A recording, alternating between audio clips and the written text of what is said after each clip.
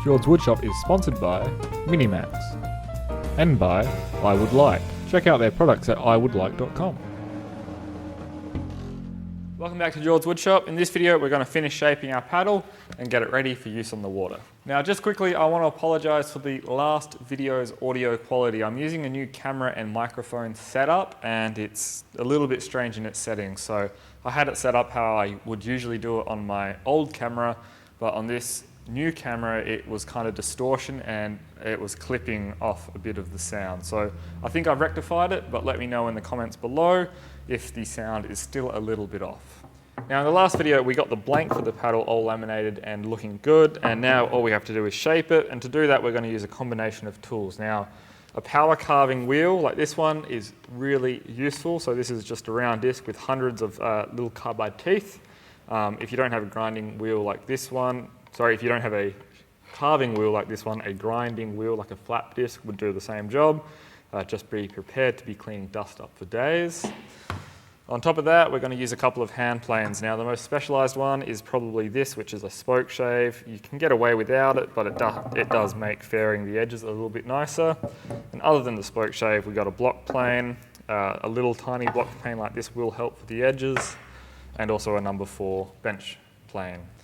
Now the sort of shape that we're looking to achieve is a bit more streamlined. So as you can see, we'll have it thicker in the centre, so we have a little bit more rigidity, and then it tapers out from the centre to a nice thin wall. So here I'm just marking equal amounts in from the edge of the blade, and that's kind of a guideline as to where we want to carve to. Now obviously it doesn't need to be absolutely perfect, but it's a good idea.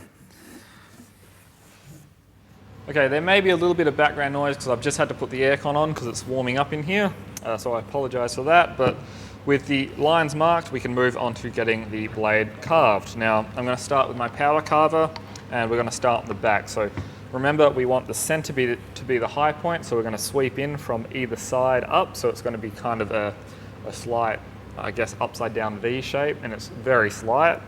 And once we have the back close to the kind of shape we want, so it's nice and smooth, we'll flip it over and start in the front where we'll hollow it out.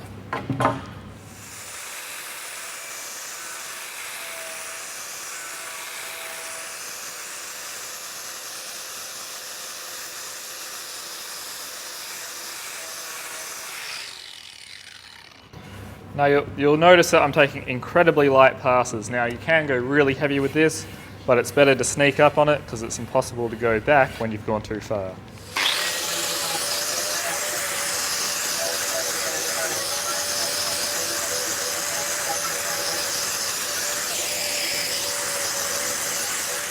Okay, so I flipped it over here. As you can see, I've propped it up. We're just going to start in the front. So we kind of want a slight scalloping of it all. So we're going to carve down a little bit thicker in the middle than we do here, and then we'll slightly spoon it out. But once again, I'm going to work down to those lines we marked with our finger and then work our way in.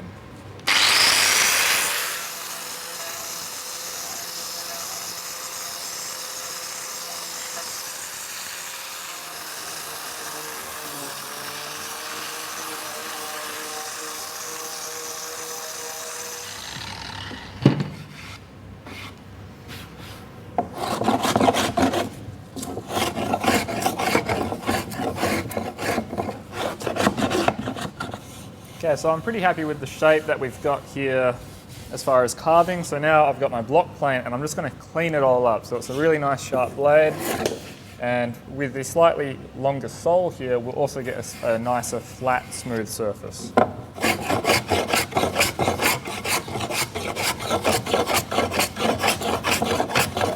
Now with the back of the blade it's very much the same idea, so we're just going to clean up all the rough faces with the block plane.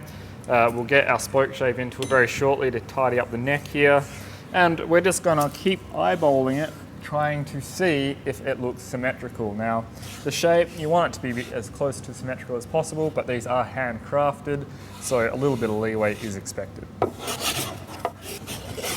Now the blade shape's pretty close, still a little bit to do on the front, but I now want to just start working on getting the transition from the shaft and the neck here into the blade. So the best tool for that is a nice sharp spoke shave. And we just follow the contour and try and get it so it's a nice round transition.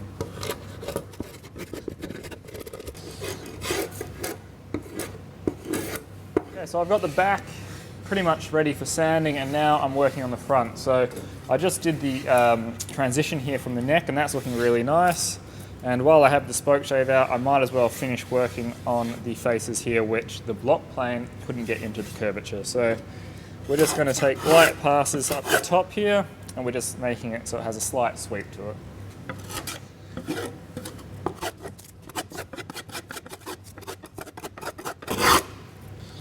You'll see as I get up closer and closer, I keep lifting the spoke shave further and further. So what we're really working on hollowing out a little bit is this middle section.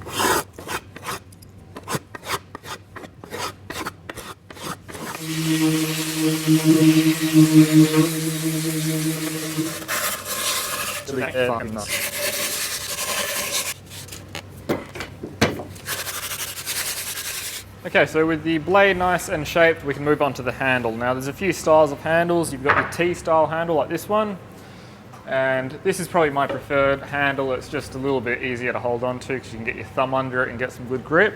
But you got a few other styles like this one here, which is a palm hold or palm grip. I'm not sure the exact name, but that's one where you kind of cups your palm in it, and it's really comfortable, but it's not really my preferred style. So, all right, so there's our two little blocks, and that's all we need for our handle. So that just gets glued on like so.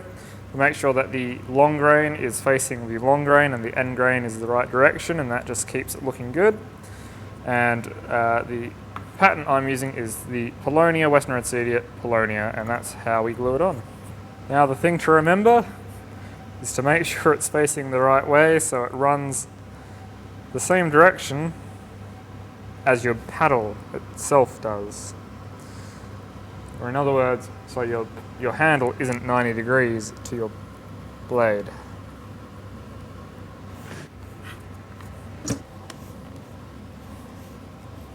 So all we got to do to finish off this handle is obviously round over these 90-degree edges so it's nice and smooth in the hand, and also just give a little bit of a profile to the T-handle at top here. But all I'm doing is cleaning up the glue squeeze out with a chisel, which is absolute murder on the sharp blade, but you know, we do what we do. Okay, and obviously as this is a square flat shaft, we can use the router to get most of this rounded out, and then I'll finish it off with a hand tool.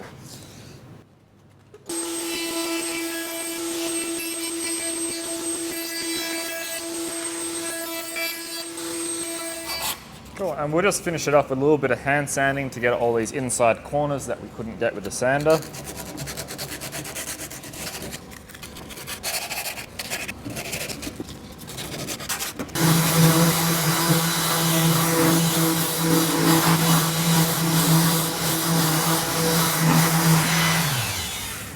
Now, to finish this paddle off, we're going to be using just a couple of coats of epoxy over the shaft and the blade. Now, I've got the paddle suspended from the roof here so I can do it all in one go. And essentially, the only difference between this and the actual fiberglassing is instead of using a spreader, we're going to use a good quality brush and apply a fairly generous coat all over the paddle, making sure that we don't get any runs. So we should be able to get this done in 2 coats and be on the water. So the epoxy we're using is once again the West Systems with the fast hardener. I've mixed a little bit more than I need here. It's about 150 mil, 120 mil. But it's better to have too much than not enough, because with the epoxy, once it starts to set up, that's it. There's no going back. Okay, so I'm going to work my way from the top to the bottom. That way if we get any runs, we should be able to brush it out.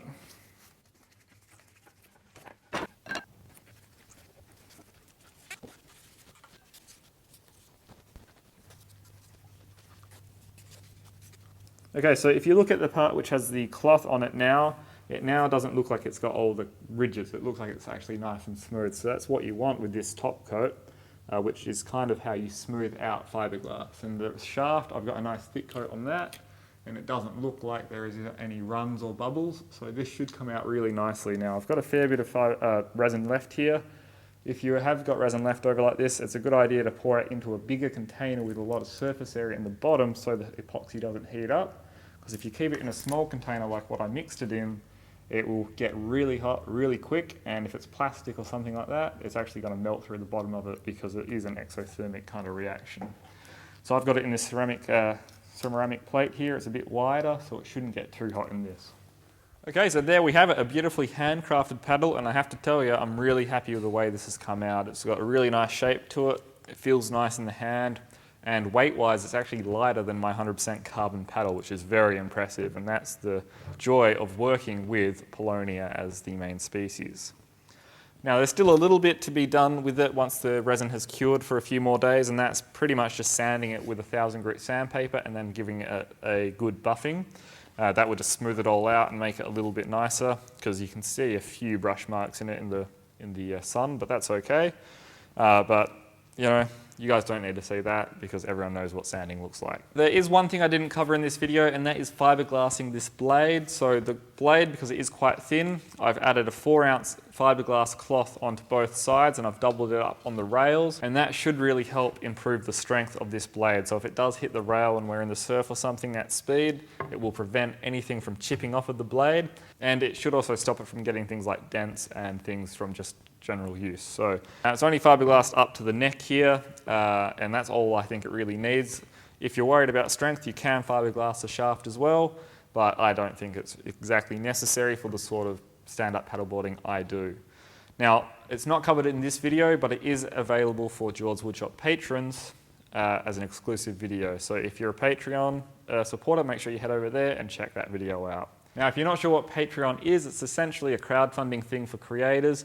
So it's basically a way of you guys supporting me for doing what I'm doing here on YouTube. So if you support me with a small dollar amount every month, it's kind of my way of giving thanks to you guys for doing so. So you get an exclusive video here or there, you get private emails and all that sort of stuff. So if you're interested in learning more about Patreon, just head over to my Patreon page, which there's a link in the description. Read it all up, and if it's something that interests you, it is always greatly appreciated every time a new Patreon does come on board, because running a workshop costs money, making a podcast takes time, and sometimes it's hard to balance those things out. So check it out, and if you want to support us, it's always greatly appreciated, and I love it. Anyway, that's it for this video. Hopefully you've enjoyed it. I really enjoyed making it for you guys. Leave a comment below and let me know what you think. Let me know what you think of the format, all that sort of stuff, because I'm really looking forward to expanding my YouTube channel this year and making it much more of a full-time thing. So like always, thanks for watching. If you have enjoyed the video, make sure you click that thumbs up button and leave a comment. If you haven't already, click the subscribe button down below, because I'm putting out woodworking videos pretty much every week, so make sure you do click subscribe so you stay up to date. And like always, I'll see you in the next video.